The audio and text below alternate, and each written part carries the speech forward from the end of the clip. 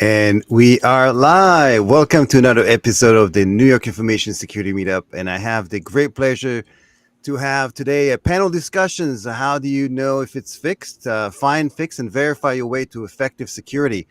It's really exciting. I have a tremendous panelist roster today. Snehal Antani, who's the CEO of Horizon 3.ai, who is a former CTO of JSOC and Splunk. I have Stephen Ramey, who's Director of Advisory Services of Arete Advisory, LLC. And Mark Rasch, computer security and privacy expert, lawyer, author, and commentator, former U.S. DOJ cybercrime unit. Thanks very much for joining me today. How are you all doing? Great. Excellent. So when we had it scheduled a while back, the world was slightly different. The Ukraine-Russian, conflict was just something that, it was in the works. But now it's full-on, attack mode. This major conflict that's really affecting everybody around the world, from not just from a geopolitical perspective, but also cybersecurity. So why don't we, before we jump in, maybe since I have you kind of the panelists here, with each one of you with a tremendous background, maybe do a short introduction for yourself, like maybe 1 or 2 minutes, and then maybe some comments about what you've seen so far in terms of, kind of the cybersecurity current events. Who wants to start? Snehal? Sure, I'll start. So Snehal Antani, I co-founded Horizon 3 about 2.5 years ago now. My background, I was a CIO at GE Capital, so spent time as a practitioner helping to secure, operate, and defend financial services environments, amongst other challenges in leveraging tech to drive revenue. Then served as a CTO at Splunk, helped grow and scale that company. And then took a break from industry to serve within national security and joined special operations.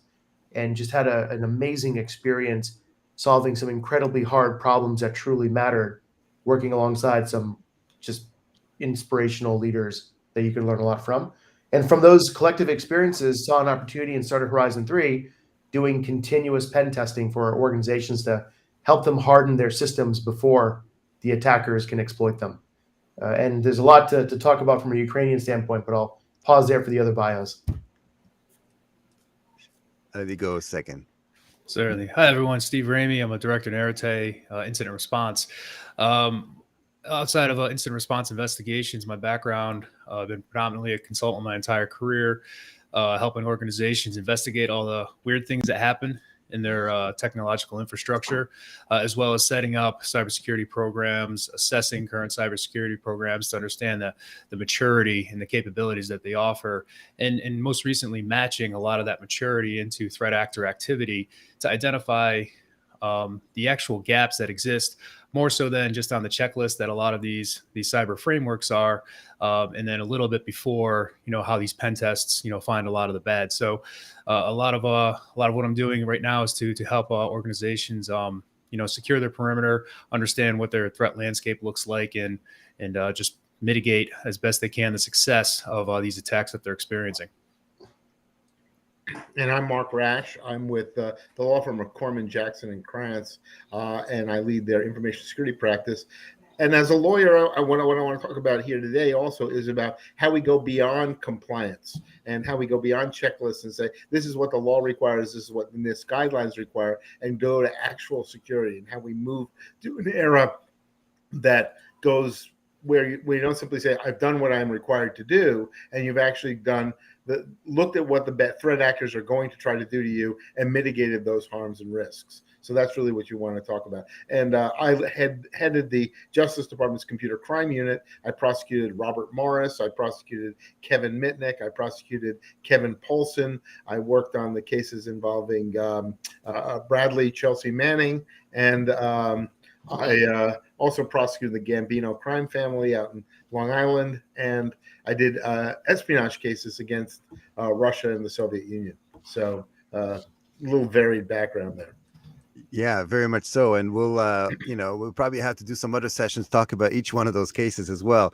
And just as a kind of, note here, since this session is live and we're monitoring the kind of the various social media commentaries. If anyone has questions that are arising from our conversation, feel free to put them in here. We'll monitor those and we'll try to answer live on air. So in terms of what's happening, I'm assuming you got phone calls from, frantic, customers, people that you work with on a regular basis, asking about what is kind of the impact of this, ground offense, and as well as the kind of the cybersecurity associated with it. Isn't it one of the first time in history where, it kind of worked in conjunction, like a ground offense with the kind of the cybersecurity offensive attack? Is that something that you've seen that before, or is it completely new? It has happened before. There have been cyber attacks that have been done in conjunction with kinetic attacks, but never on the scale that we are anticipating. And I want to put the word here on anticipating. One of the things you hear about is that how everybody is surprised that there hasn't been more cyber attacks. And I think part of the answer there is we're 5 days in. And when you think about the cyber attacks associated with the invasion of Ukraine, you have to ask yourself, who are the operators? What are the tools and techniques that they have to operate? And what should people be doing defensively? The operators include the Russian government, which are the specialized units within the GRU who are dedicated to offensive and defensive warfare. The other parts of the Russian government outside the military complex, which are doing this as well. And then, to a great extent, Russians. These are Russian hackers. These are organized crime groups within Russia, opportunistic Russian attackers who are trying to launch attacks in support of the Russian invasion. And there's lots of ways to do that. In addition, you've got these uncoordinated, massive Russian people and Russian hackers who just want to inflict pain. And so there's strategic and tactical stuff, and then there's this just massive people who are doing stupid stuff. On the other side, you've got geopolitical units, organizations, government agencies and stuff, and then you've got groups like Anonymous and Ukrainian groups who are trying to do the same thing against Russian interests. And some of it is espionage. Let's find out who the oligarchs are. Let's find out where their assets are. Let's find the names of the Russian units and all that stuff. Some of it is disruptive and some of it is destructive. So it is a vast majority of different kinds of attacks. And when we say, well, we're not seeing cyber warfare, we are. We've been seeing cyber warfare from day one.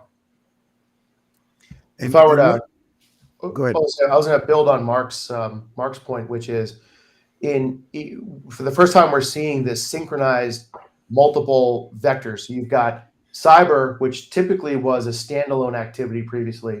You have information operations, which was typically a standalone activity previously, and then you had kinetics, the actual bombs being dropped. And where you're starting to see is far more synchronization across those on both sides, by the way. So when you look at kind of prepping the battlefield, the Russians were executing cyber attacks against Ukrainian government agencies, critical utilities and infrastructure, and so on prior to the actual invasion occurring. You saw them trying to make attempts to talk about how Ukraine was really part of Russia and so on from an IO standpoint with Facebook and Twitter and other messages on social media to help influence the hearts and minds of people both regionally and around the world. And then you had the actual kinetic effects. But I think what to everyone's surprise was on the flip side, it wasn't necessarily Ukrainian cyber, but rather Anonymous and other groups that wanted to help defend and stand up have started to attack Russian critical infrastructure, in addition to commercial organizations trying to help improve Ukrainian defenses. You've got this brilliant IO war being run by the Ukrainians to help rally the world behind them. And that's mobilized commercial entities, whether it's Maersk no longer allowing shipping or other businesses that are starting to leave the Ukrainian or the Russian territory. And then, of course, you've got the kinetics that we see tragically on the news and the side effect of those. And so for the first time, we're really seeing all three of those layers being synchronized in a multi-effect, multi-domain battlefield. And the world is not, even though despite the fact that we're talking about Russia and Ukraine, I saw some numbers in terms of how how the industries are all intertwined. So it means that every company in the US has some, maybe not even a second connection, maybe third connection to a company that's based out of Russia or the Ukraine. Do you see that as well from a supply chain perspective? I would chime in with, I think, two things. The financial and the commercial were probably the biggest surprises in the reaction. So the financial, of course, was Western sanctions is one thing, but you're seeing other aspects of financial coming into play, and also the side effect of what role does crypto play Yes. in circumventing financials. Separately, it's more the commercial impact that I'm surprised by when you've got businesses, whether it's Google, IBM, and others, withdrawing from the Russian economy. I don't think people really anticipated that, at least at scale. And are they going to go back or not? It's a whole nother conversation. But that opens up second order effects, which is one should expect that if Maersk is going to pull out of the Russian economy, they're now on the Russian cyber warfare radar and target list. And now what can Maersk do to proactively harden and improve their security? Because you've got to expect that there's going to be some retaliation as a result. And that points out two big factors. Number one, the idea that of the three factors, which are the cyber in support of kinetic, cyber as a front of warfare, and cyber as information warfare itself, the one that is the most significant and has been for the last several years is cyber information warfare. Controlling the hearts and minds, altering opinion. Like one of the things that's happening within Russia is they are not allowing viewpoints other than those of the Russian government to permeate the society. So it's much easier for people to support what the Russians are doing from a military standpoint if they don't understand what its impact is. Conversely, on the West side, they're trying to get the message out about what's happening in combat. If you can just flood the zone with fake information, then people will not believe the true information. So there's this constant dialectic that's going on, and this general distrust of information. And that's been going on for several years, and it's something that the Russians are really, really good at. The Ukrainians are taking an opportunistic effect on it, and they're getting good at it, and that the United States has, quite frankly, not been very good at, because we battle ourselves over information warfare and the like, about messaging. But getting to the question of what you need to do to defend yourself in this area, I would absolutely agree that what happens is people are taking sides one way or the other, whether it's an oil company, an oil pipeline, a shipping company, Facebook. And once you've taken a stance, you have made yourself a huge target, not only of the other side's armed forces or intelligence agencies, but by radicals or third-party groups that simply want to target you. And so you have hacktivism, you have organized attacks, and so you need to you need to do the same things you were doing before, only much more so, and at a higher level with a finer tuning. And I think you're right. I think there's I think the private sector is definitely not ready for that, right? So we even without taking sides, they're behind the eight ball in terms of trying to get themselves ready for any cyber attack, let alone something from it's being coordinated from a nation state.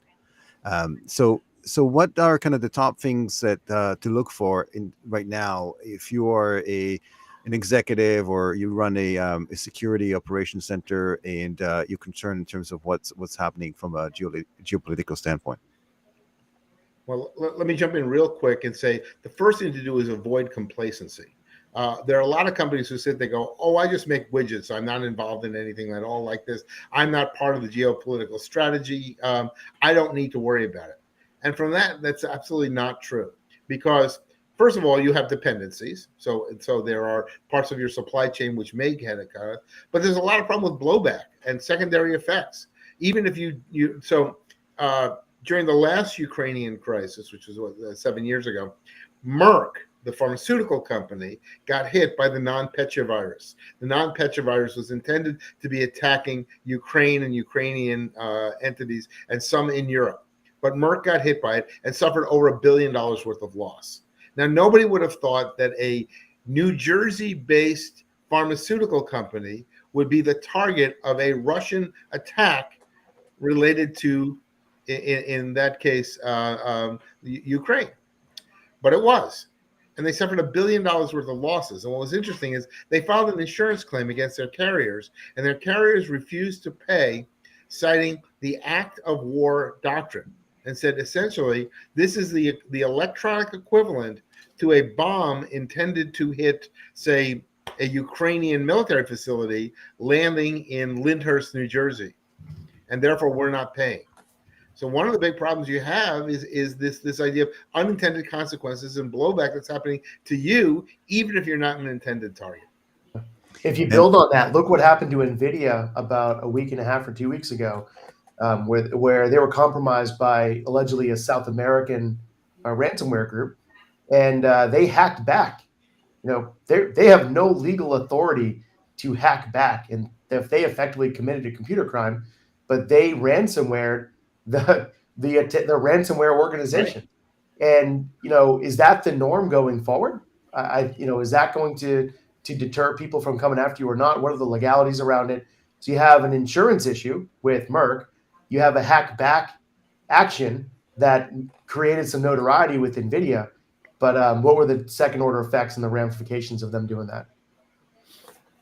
Yeah, absolutely. And it seems like it's, they're still going to be battling in court, even though despite the fact that the insurance company lost, right? They have to pay up. But, I'm assuming it's going to be in court for quite some time. And then that brings the big difference is that one didn't look like a war. Mm-hmm.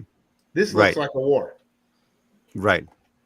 Oh, I see what you mean. Yeah, it makes sense, but it would still create issues with the all-encompassing, insurance policies where this the catch-all phrase of force majeure, like or act of war, because that would not include some of these incidents. Depending on how do you determine that was actually the act of war? Now everything's an act of war, right? Because of the conflict itself. So Steve, it depends on who I represent. That's right. Steve, from your perspective, what have you seen? Companies, since you're involved in incident response and have not just the end clients but also MSPs that you work with and so on. What have you seen on that regards? Like, is there an increase, an uptick in terms of the requirements, of the concerns associated with what's happening now from a geopolitical standpoint? Absolutely, yeah. From a business perspective, I've never seen the chatter so great. The information sharing, both via public sources like Twitter and Reddit, as well as behind the scenes through the back channels. Everyone's finding information and sharing it, and it's up to the businesses to qualify what that information is actually doing for them. So the threat is real. The businesses, from what I'm seeing, are taking it seriously. Because at this point, it's not if, but when, and that when is really hanging over everybody's head. Back to, I think it was Snehal's point of the SOC operations, or maybe that was yours, David. Everyone's on red alert. They don't know when this is going to happen. We do know that there was a huge jump in ransomware activity in 2020. From 2020 to 2021.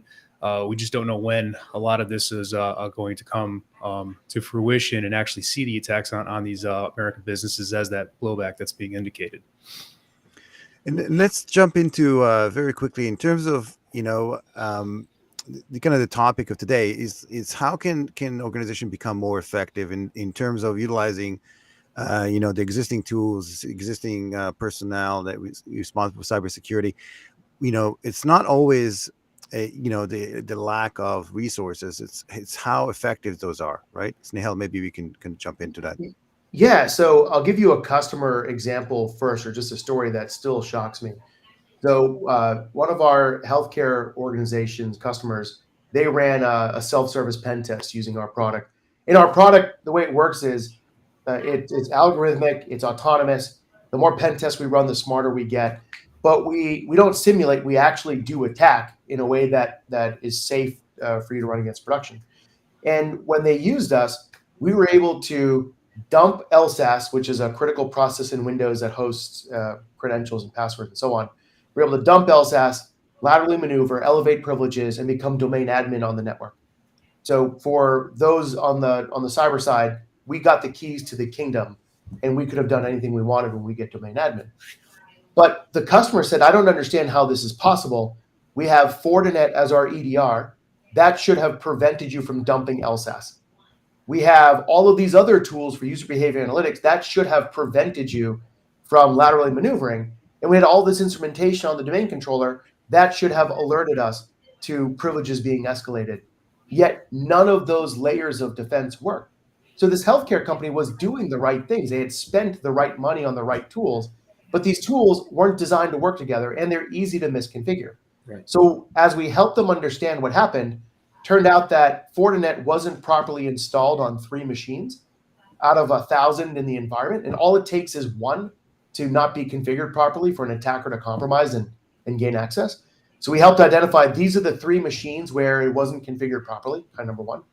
Number two, we're not sure why Fortinet didn't stop for us from laterally maneuvering.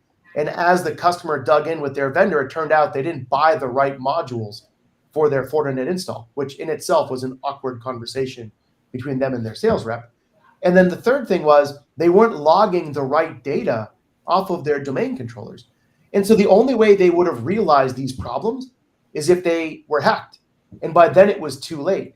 And so this idea that you might be doing all of the right things in your defense in depth strategy, but you've got to train like you fight, and you've got to proactively verify your security controls and proactively harden your environment before the bad guys show up. So the best time to harden your environment is 3 years ago. The next best time to start is now. And with what's happening geopolitically, being able to get ahead of and harden your environment as quickly as possible is an imperative from my point of view. Yeah, one piece I want to highlight that Snehal said is understanding what tools are in your environment, what they're actually doing. Countless times when we set up for just a security assessment and we start talking to the IT team, we pull contracts for certain products they've purchased. We see there's a disconnect in knowledge. They say they have a specific X, Y, and Z product that's supposed to do A, B, and C things, but when we actually look at the contract and we understand the product, there's night and day. So sometimes the organization thinks they're getting a certain level of security and comfort from the tools they've purchased and implemented.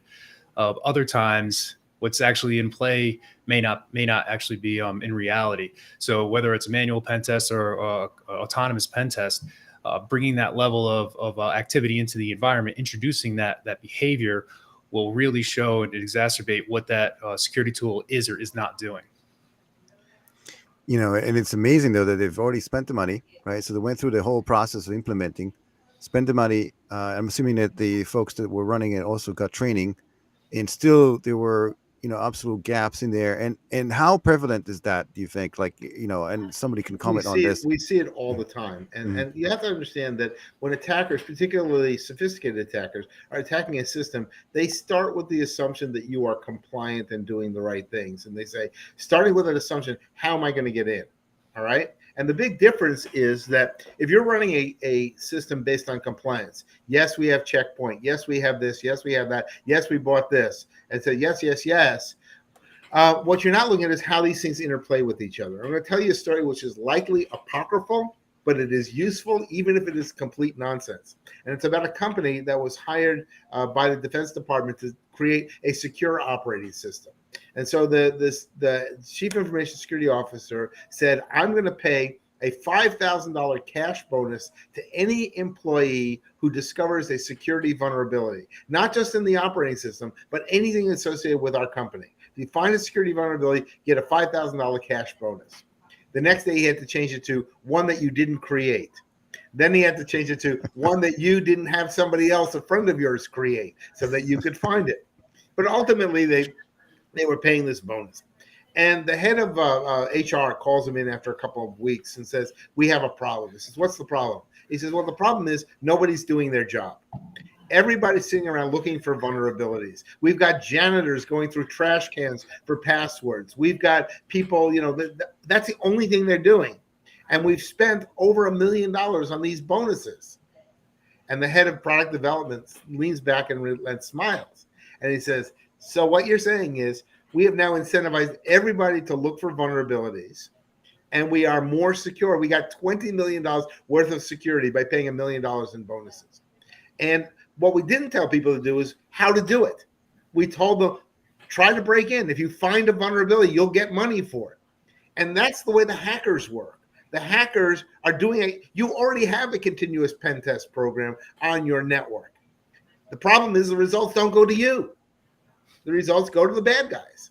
And so you need to be doing everything that the bad guys are doing on yourself, both internally. So if you wanted to make your house secure, you can look up, what kind of door should I buy? What kind of lock should I buy? What kind of window should I buy? Do these windows work with these doors? Does this security alarm system work with these doors and windows? All that stuff.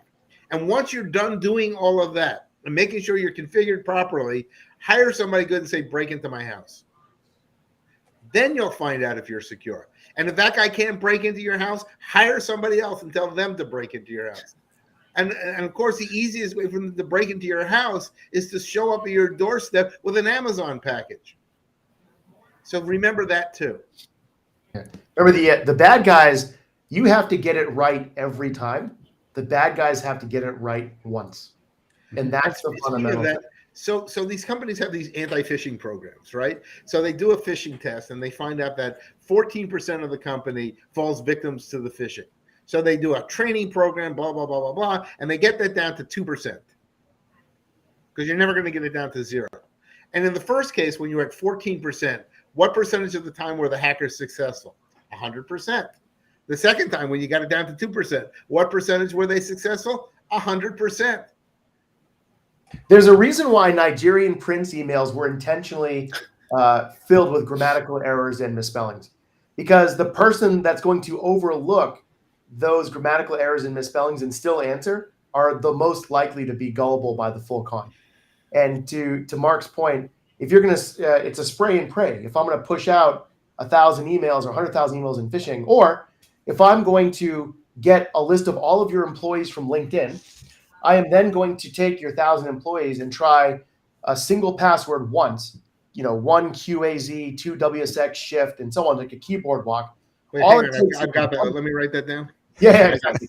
All it takes is one employee to have a bad password or reuse their Netflix password, which is in a breach database somewhere, for their corporate email. And then they're in. And once an attacker gets domain user access, one, they get access to all of the data that domain user has access to. Most likely, they're not going to trip any of the safeties that you have in place because you look like a valid domain user. And then from there, they can borrow and find a way to laterally maneuver and elevate privileges to become a domain admin. In fact, if you have really good security, what ends up happening is you create this false sense of security. So when people get these emails from coworkers and stuff, they say that must be from them because we have great security, and it creates a vulnerability in and of itself. Attackers don't hack in using 0 days like the movies most of the time. Often they're just able to log in as a valid domain user, and that's how they get in. And most of our security is oriented around that kind of extreme cinematic 0 day side of the house. But the attackers have adapted to a pretty easy path to get in and not trip any alerts. And the easiest way to get in is to get somebody's credentials and go in as them. All right. And the second way, easiest way to get in is to get them to give you their credentials, to trick them into it. Those two ways. And, these are, we again, in thinking about the movies, we think about the guy sitting at the keyboard and hacking away and stuff. And that's not how most of it works. Most of it is through an email or some social engineering, or they put up a site that captures user IDs and passwords and people reuse them and stuff. And the best way to defend against it is to try to break into your own network by yourself. By the way, go ahead, Mark. Yeah, we see it time and time again with business email compromise. To the point, you log in as a normal user into your Office 365 account, and you probably these users now are emailing their coworkers, quote unquote, and there they can either say, "Hey, the wire transfer instructions changed. Let's use this new wire transfer set," or they say, "Hey, I'm having a problem logging into this account. Can I use your login?" And now they just get that. So they're using social engineering under the guise of a coworker. Yep. We see it time and time again on all these cloud accounts. We've also seen it, not as much, but a little bit, where they actually jump into Teams. So once you log into Office, you then have access to the SharePoint suite of applications. Individuals can then jump into Teams and further that false sense of security. I'm not sure if this is real or not, but even in the chat for this Restream play, Ann Rinaldi pointed out that there's a post at 9:59 a.m. Pacific from Joshua Mosley with a click here on a link, and we'll send you a copy of the video. I'm not sure if that's real or not. Ann said it isn't, but that's an example. I mean, that's a .ly shortened link. I have no idea if that's valid or not. The picture has a LinkedIn to instill a form of credibility. And hell, that could absolutely be a malicious link that's going to compromise my machine. It is that simple. All it takes is one person to erroneously click on that link in there where it's uncertain of its validity.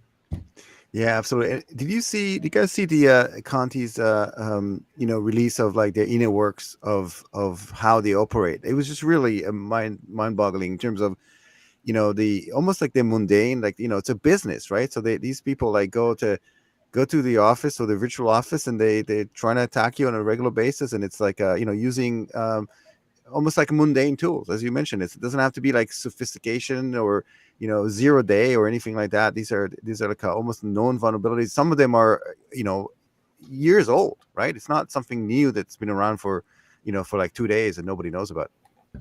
I think that's the big thing with Log4Shell is that, yeah, there was a big surge to fix Log4Shell, and I think the industry responded pretty quickly. But Log4Shell is going to be 2, 3, 10, 15 layers deep in software, and we're going to be identifying new products that are Log4Shell vulnerable 5 years from now that no one had any idea of. And so when you think about the ransomware ecosystem, you've got initial access brokers that have found a way to borrow and gain persistence, but they're just sitting there. And then they will sell that access to somebody that is motivated to actually take the next step and commit ransomware or commit espionage or whatever else.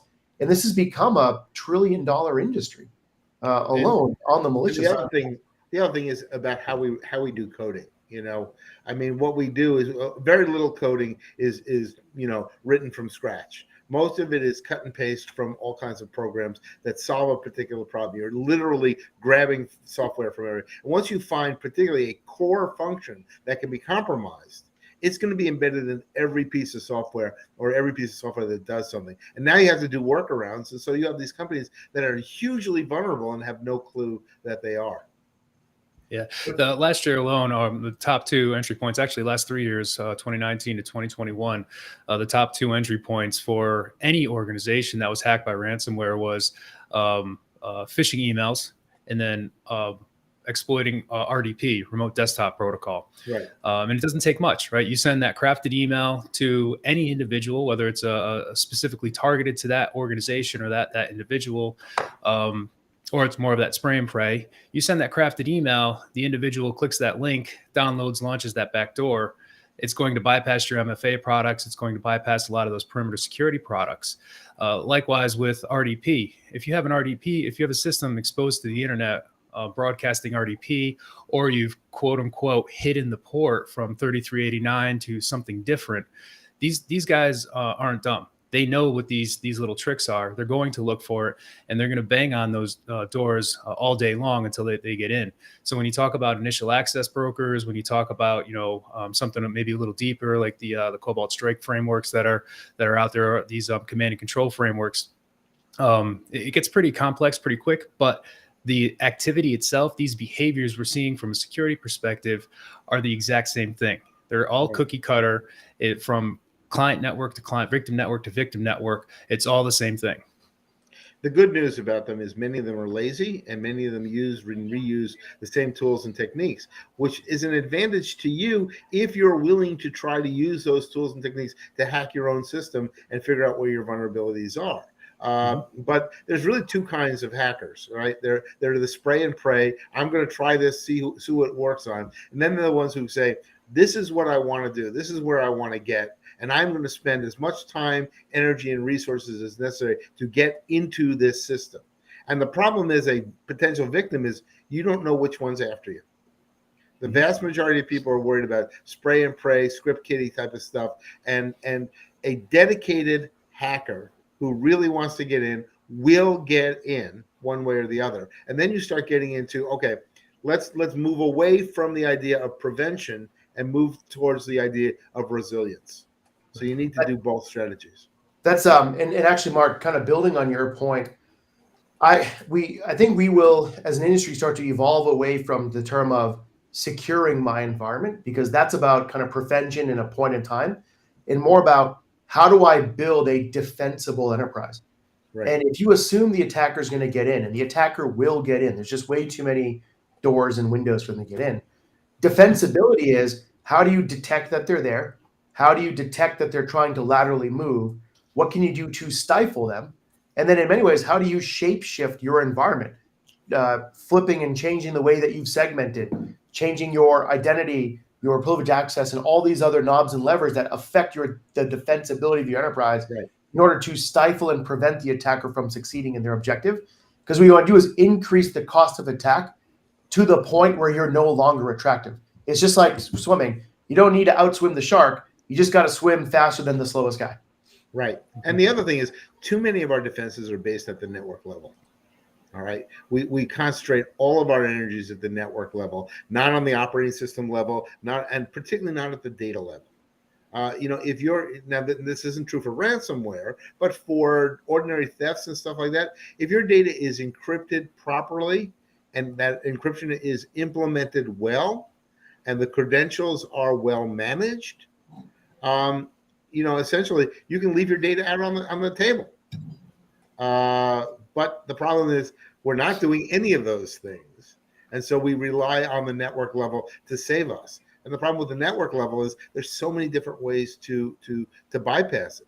And the easiest one is with a decent credential. Look like the good guy. If I'm sitting here like listening to you guys, so if you look at the industry, people are continuously saying, well, listen, I do what I'm supposed to do. I have a patching system in place. I do pen testing once or twice a year. I do security awareness for my employees. I have multi-factor authentication on my systems. What else can I do? I mean, it's just, why is it not sufficient to protect my organization, despite the fact that I'm doing all the right things? I think the key things there, those are good nouns, right? But you're missing the verb. Train like you fight. It's one thing to have all that. You've got to train like you fight, so you know that they're all working there. And then the difference is sparring with Mike Tyson and playing Mike Tyson's Punch-Out. There's a marked difference between those two experiences. And I think a lot of people are just sitting around playing Tyson's Punch-Out, thinking that's good enough. You've got to train like you fight and exercise your security controls, exercise your posture through the eyes of the attacker, so you know what's working and what's not working. And there's a difference between education, training, and culture, okay? And most people do education. Here's a 5-minute click through, answer 3 questions, boom, you've been trained for the next 6 months, okay? Or you've been educated. And even education, people don't incorporate that. They just say, okay, I learn enough so that I can pass this thing. And I can take it again. So if I fail, just do it again until I click enough random boxes that I've passed. Training is where you train people what to do and train like you fight. But the third one is incorporation of this into your day-to-day business. And that's the one thing that we have a really hard time, because companies have lots of things they need to do. If you ask a CISO the most important thing in a company, they're going to say information security. Well, very few companies are in the information security business. They're in the making widgets business. They're in the real estate business. So what you really need to do is show how this is not just a loss prevention issue, but that if you do this right, you can make money. So you sit there and say, listen, we don't have to have 20,000 tellers because we've got electronic banking because we did it right. So that's the other thing, is aligning information security metrics and goals with the metrics and goals of the organization, so you can get the resources and you can show people that information security isn't just part of your job. It's a nice thing to do. It helps you perform better. Yeah, I can't emphasize that enough. The culture, stressing the culture aspect of these businesses, starting at the level of the board, all the way into the organization to the newest intern or the lowest level employee, having the C-suite, having the board be visible, talking about these security concepts, having them be educated about this will change the culture. It will shift that culture of the organization into a security mindset. And then the other point I'll throw out there, which I think has been highlighted in the chat here, is the governance programs, right? Snehal kindly pointed out, you have all these different pieces. You have patching, you have security operations, you have training that are going on. The governance aspect needs to tie everything together. It's great that you have patching, but is your patching effective? Are you meeting SLAs? Is a 0 day getting, that's critical to your organization? Is that getting patched in a critical time frame? Has it been tested? Has the SOC confirmed that it's actually fixed? Just saying that a patch has been deployed doesn't necessarily mean it's working and effective. So having that governance program, really look at the training metrics, understanding who are the repeat offenders. Let's really cater to them and really teach them what it is that they can expose the company to, tying that all the way into the patching program and the ability to respond, purple teaming. It's absolutely critical that all these pieces of your security program, one, become the culture, and two, are interconnected together. I want to kind of build on Steve's point, but before that, point out that the dude's got like a liter of coffee next to him. And I'm in awe of his composure throughout this call. Hold that crap up, will you? Yeah, 32 full ounces. This thing stays cold or warm all day long. So it's funny, Steve's point of patching. So we had a customer where they applied the zero logon patch, and the Microsoft report showed it was patched. The Qualys report showed it was patched. And then when they ran an autonomous pen test with us, we exploited zero logon and got the keys to the kingdom. And the reaction was, no way this is possible. We are patched. Look at all these reports. Well, as we dug into it, when you apply the zero logon patch, step one is modify the Microsoft registry keys to say that it's patched.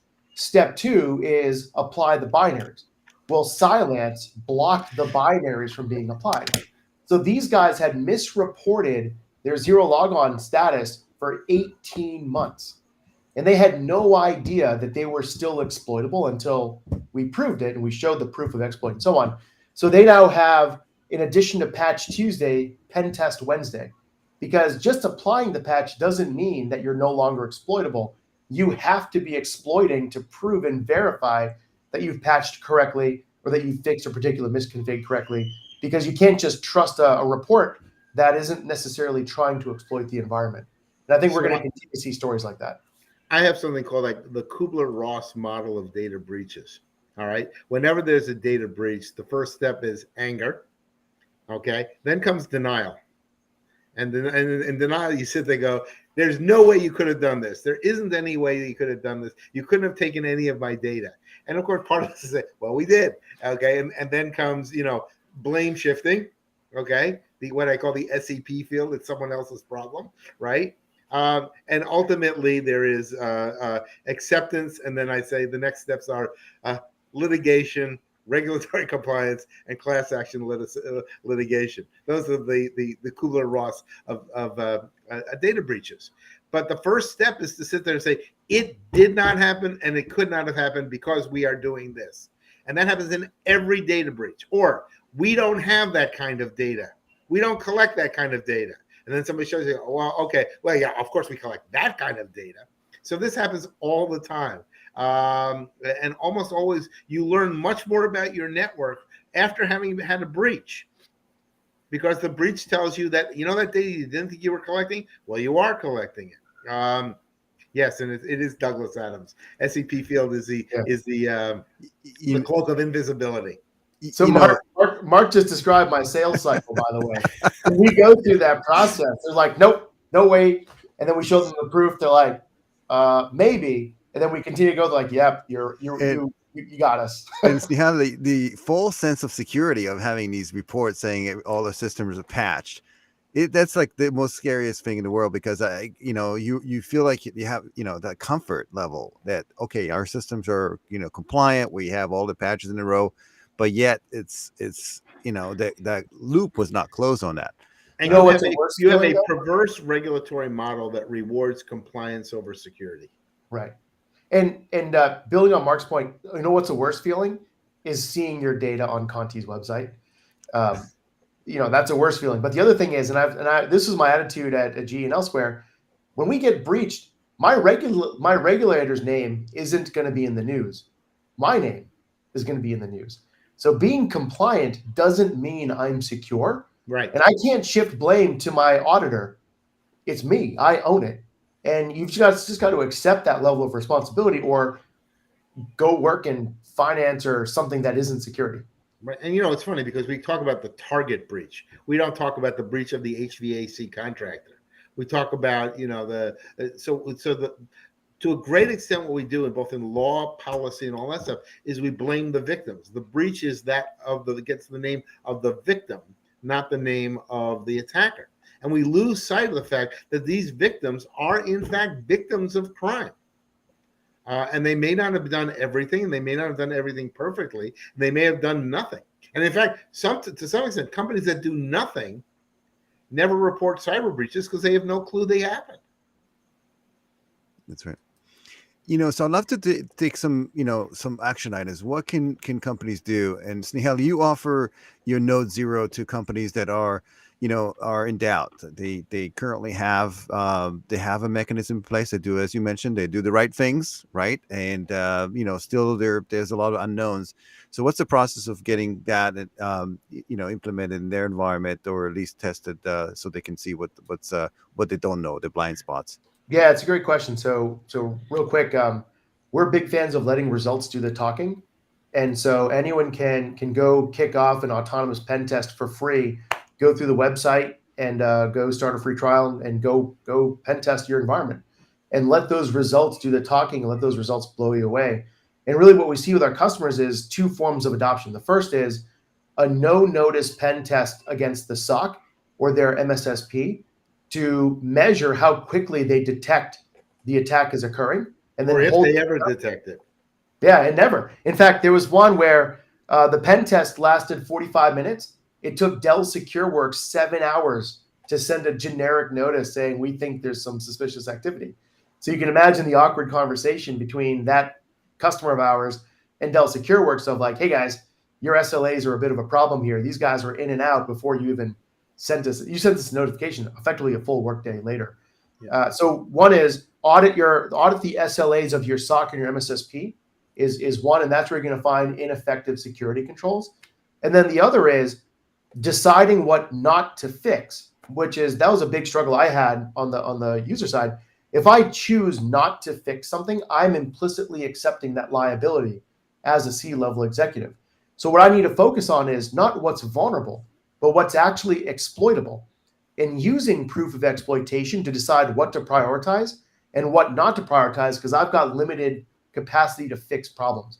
And those become the two primary initial use cases that customers will use us for.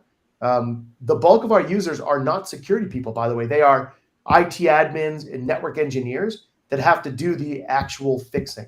And they use us to proactively harden their environment. But yeah, you can get up and running for free right now and let those results do the talking. Do you have to worry that there's, you know, sometimes you know, for pen testing, there's always a fear of like, oh, will it take down my infrastructure? You know, what are the consequences of doing that? You know, can you comment on that? So yeah, let me comment real quickly from a legal standpoint. Okay. Yeah. If you're externally doing a pen test, I have rules of engagement that we have and how to turn it off and how to minimize harm to production environments. However, and I think Tony was going to say this, is the real attackers don't care. They're going to attack everything. So the best way to do it is on somebody that you can call off and turn it off if you have to. But if you have a particularly brittle environment, you would much rather know that when you run a pen test than when the hackers run the pen test.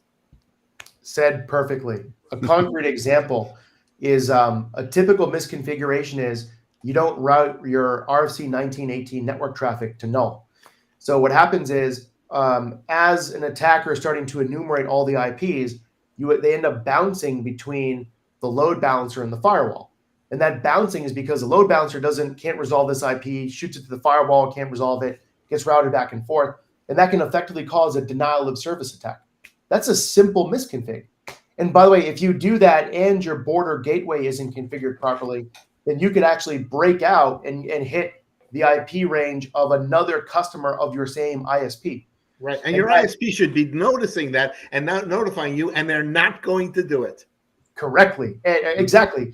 And so these are problems you want to know ahead of time. Now, if you do something irresponsible and you execute Blue Key and it takes out a dialysis machine and you kill somebody, totally different conversation. Yeah, that's because You don't need to exploit exploiting Bluekeep is actually quite risky.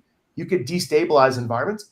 So how far can you go before the actual destabilizing effect to be able to prove that this is a problem? We're really good at knowing what that threshold is, which is why we've never caused a production issue. But to Mark's point, I would rather know of that brittleness in my environment ahead of time versus trying to react to it during crisis. And controlling how far you go. I'm in, I'm over, and I can do this is different from I'm in, I'm over, and I have done this. It's that last step usually that's going to be destructive. I did a pen test, an external pen test on a large company in Louisville, Kentucky. And I shut them down and cost them $2 million worth of loss. And I got a letter from the CISO saying, thank you. He said, because you shut us down on a low production environment at a low time. If a hacker had done it, it would have been $20 million. And the $2 million loss got me the budget I needed to be able to prevent the $20 million loss. So it's a matter of managing expectations as well. And writing the appropriate things in your legal agreement so they say, you can't sue me. And I'm sure you, Snehal, you probably vet the folks so they don't do it on their local parking authority, without permission. We spent a lot of money on lawyers to make sure that our stuff was tight. You can never spend too much money on lawyers. I will disagree with you passionately about that one, but I get your intent. Well, Mark, we'll create a T-shirt. We'll say that just in the back that you can never spend too much money on lawyers. It's implied.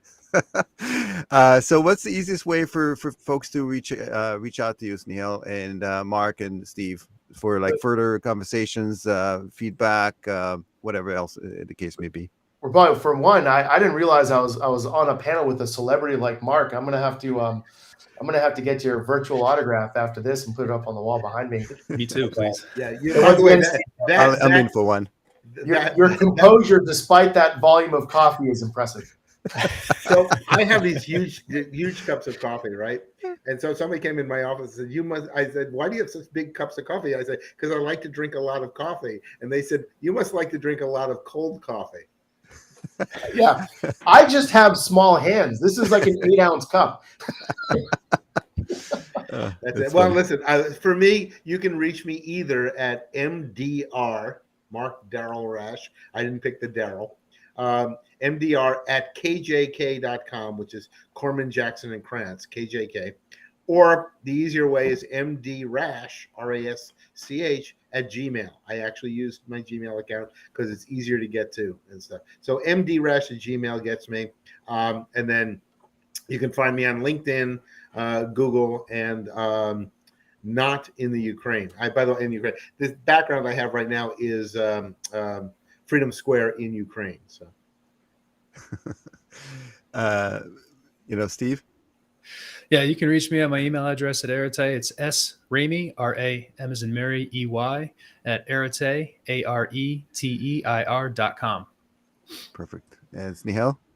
Yeah, you can find me on LinkedIn. That's the probably the best way to get in touch with me. And then my last name at horizon3.ai. So ANTANI at horizon3.ai.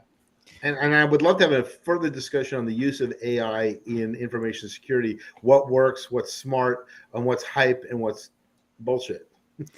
Yeah, we should definitely do that soon, as well as discuss some of the, maybe some of the past cases you've done, Mark. And Steve, I know you and I have another session on the go as well to talk about some, some of your experience in incident response. And Snehal, is always a real pleasure. I admire the work you do at Horizon 3 and others. Thank you very much for joining all. And until then, stay safe online as well as offline. Looking forward to seeing you in the next session. Thank you. Thank you. Take care.